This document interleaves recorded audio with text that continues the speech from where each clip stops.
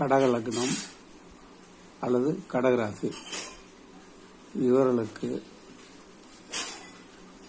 இந்த லக்னம் ராசிக்கு 6க்குடைய குரு பகவான் தற்போது கடகத்தில் உச்சமாக இருக்கிறார்.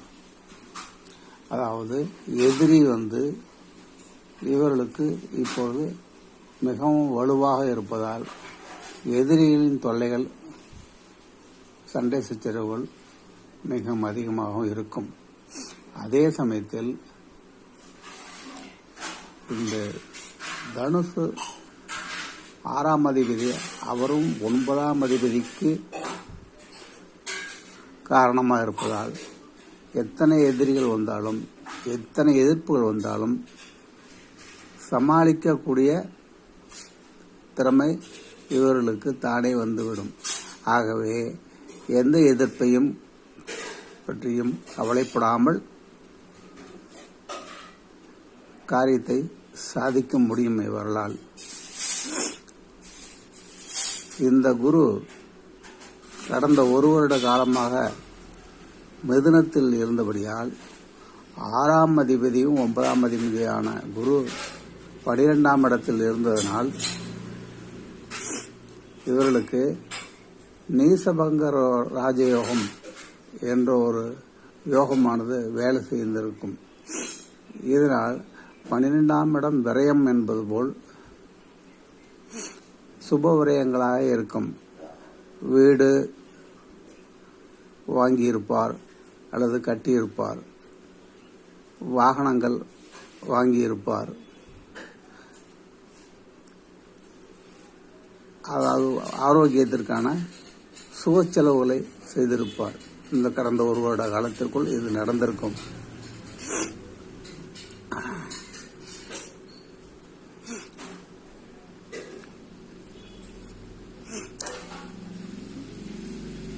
தற்பொழுது அதே குரு இப்பொழுது கடகத்திலே உச்சமாக இருப்பதால் மிகவும் கவனமாக இருக்க வேண்டும். அதே சமயத்தில் அதற்காக பயப்பட வேண்டிய அவசியமும் இல்லை. அதற்காக தானே சரியாகிவிடும்.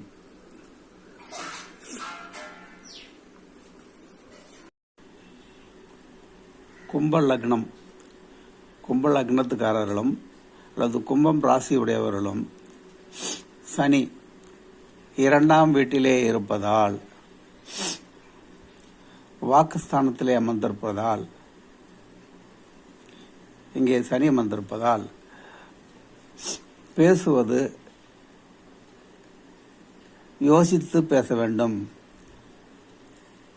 வார்த்தையை விடக்கூடாது. வாயினால் கிடக்கூடிய கெடுபலன்கள் நடக்கும்.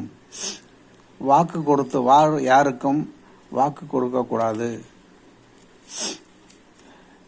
2ஆம் இடம் குடும்பஸ்தானம் என்பதால் அங்கே சனி அமைந்திருப்பதனால் குடும்பத்திலே சண்டை சச்சரவுகள், பிரிவுகள் போன்ற துர்பலன்கள் அங்கே நடக்கும். அதனால் வாழ்க்கையில் பொறுமையாகவும் நிதானமாகவும் எச்சரிக்கையுடனும் நடந்து கொள்ள வேண்டும். யாரையும் அதிர்ந்து பேசக்கூடாது. மனம் வருத்தப்படும்படி நடந்து கொள்ளக்கூடாது. ஏனெனில் சனியானவர் நியாயத்திற்கு கட்டுப்பட்டவர். செய்த தவறுகளுக்கு தண்டனையையும் செய்த நற்பலனையும் தரக்கூடிய ஸ்தானமான அந்த 2ஆம் இடத்திலே உட்கார்ந்திருக்கிறார்.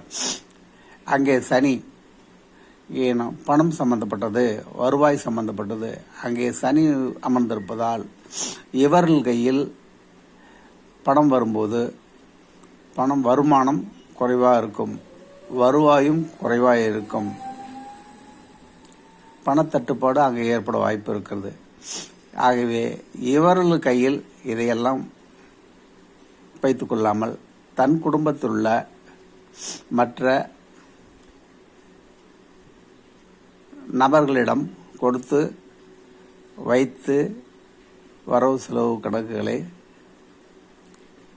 செய்து வர பணம் சம்பந்தப்பட்ட பிரச்சனைகள் குறையும்.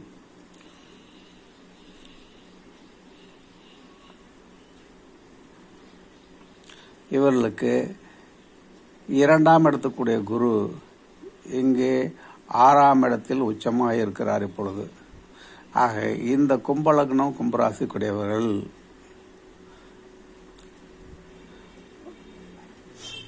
வார்த்தைகளை கட்டுப்படுத்தி வைக்க வேண்டும். எதிரி ஸ்தானத்தில் போய் அமர்ந்திருப்பதால் 2ஆம் இடம் தனஸ்தானம், வருமானம் பிரச்சனையும் குடும்ப பிரச்சனைகளையும் மற்ற எல்லா பிரச்சனைகளும் அதிகப்படுத்தவே செய்வார். ஆகையினால் இதனை உணர்ந்து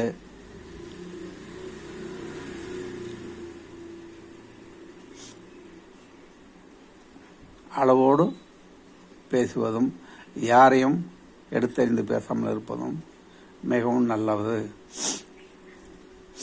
இந்த குரு இங்கே உச்சமானதால், எதிரி ஸ்தானத்தில் நின்றதால், இந்த குருவுக்கு பரிகாரமாக தட்சிணாமூர்த்தியை வியாழக்கிழமை அன்று வழிபடுவது, தொடர்ந்து வழிபட்டு வருவது சிறப்பு. ஒரு முறை ஆலங்குடி சென்று தனது வயதிற்கு ஏற்ற விளக்கு ஏற்ற வேண்டும். சிறிது நேரம் அமர்ந்து விட்டு வர வேண்டும். இது இவர்களுக்கு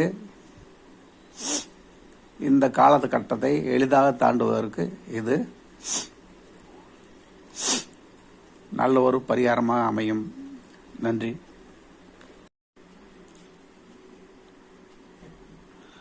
மிதுன லக்னம் உடையவர்களுக்கும் அல்லது மிதுன ராசி உடையவர்களுக்கும் கடந்த ஒரு வருட காலமாக குரு இங்கே இருந்ததனால் அவர்களுக்கு எடுக்கும் முயற்சிகள், செய்யும் காரியங்கள் தடையேதும் இராமல் நல்லபடியாக நடந்து வந்து கொண்டிருக்கும். 7ஆம் இடம் 9ஆம் இடம் இவருக்குடைய குரு இங்கே மிதுனத்தில் அமர்ந்ததனால் நல்ல பலன்கள் நடந்திருக்கும். தெய்வ காரியங்கள் செய்திருப்பார்கள். புண்ணியஸ்தலங்களுக்கு தரிசனம் செய்திருப்பார்கள். புத்திரர்களால் சந்தோஷத்தையும் மகிழ்ச்சியுமே அனுபவிச்சிருப்பார்கள். அந்த குரு தற்போது கடகம் வீட்டில் இப்போது உச்சம் பெற்றிருக்கிறார். 7க்குடைய 9க்குடைய பாக்கியவானம் கலத்திரக்காரனும் இப்போது 2ஆம் இடத்திலே உச்சம் பெற்றிருக்கப்படியால் மனைவி மூலமாகவும் குடும்பத்தார் மூலமாகவும் இவர்களுக்கு நல்ல மகிழ்ச்சியையும் நல்ல குடும்ப சந்தோஷத்தையும் பண வருவாயையும் அதற்குண்டான வழிகளையும் கிடைக்கும் வகையிலும் அமையும். மிகவும் நல்ல காலகட்டங்களே. இவர்களுக்கு நல்ல வாக்குஸ்தானம் பலம் இருந்தால் நல்லவைகளே நடக்கும். கவலைப்பட வேண்டியதில்லை.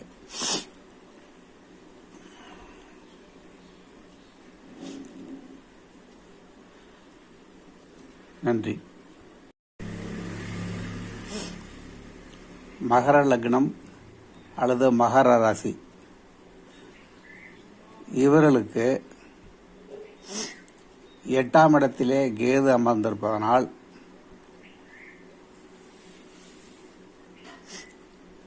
எடுத்த காரியங்கள் நிறைவேறாது. ஏற்கனவே ஆரம்பிக்கப்பட்ட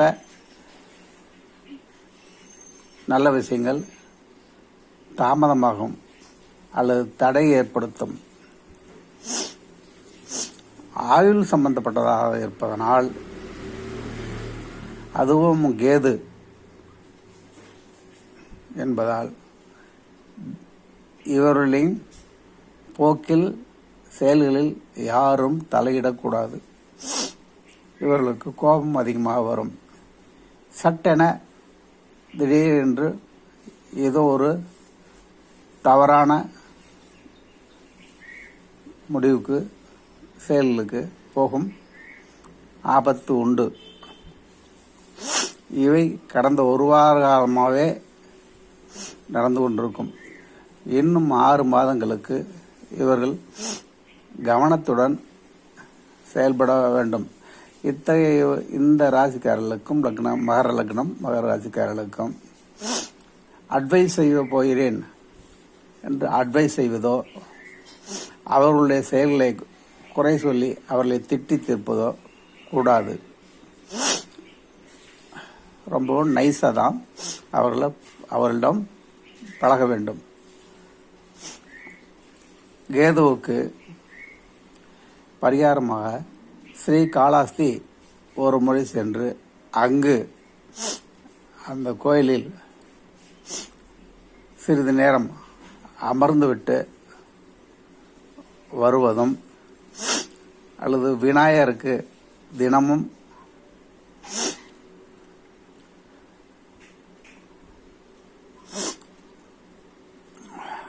ஆஞ்சநேயருக்கு தினமும் பார்த்து வருதல், அல்லது அர்ச்சனை செய்து வருதல், அல்லது முடிந்த அளவுக்கு சனிக்கிழமையே அல்லது செவ்வாய்க்கிழமையில் செய்து வருவது கெடுபலனை குறைக்கும். நன்றி.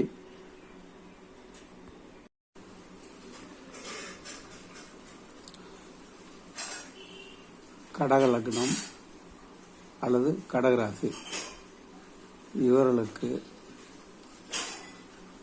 இந்த லக்னம் ராசிக்கு 6க்குடைய குரு பகவான் தற்போது கடகத்தில் உச்சமாக இருக்கிறார். அதாவது எதிரி கடக லக்னம் கடக ராசிக்குடையவர்கள் 8ஆம் இடத்திலே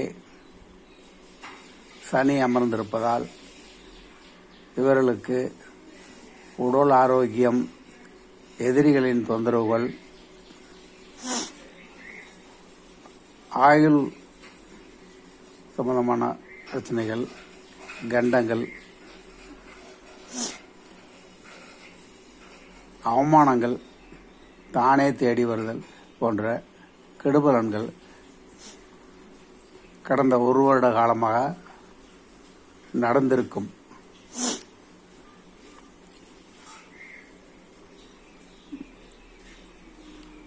இன்னும் ஒரு வருட காலத்திற்கு இது நீடிக்கும். இவர்கள்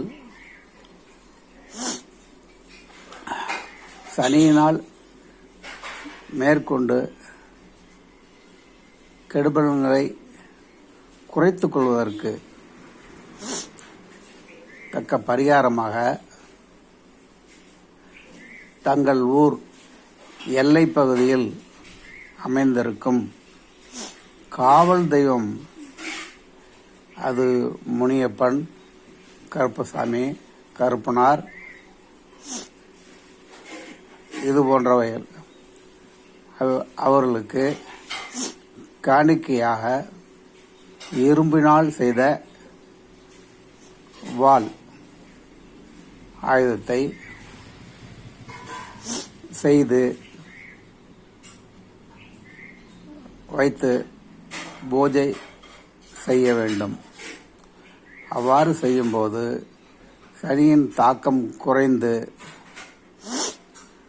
குறைவான கெடுதலையே நடக்கும். நன்றி, வணக்கம்.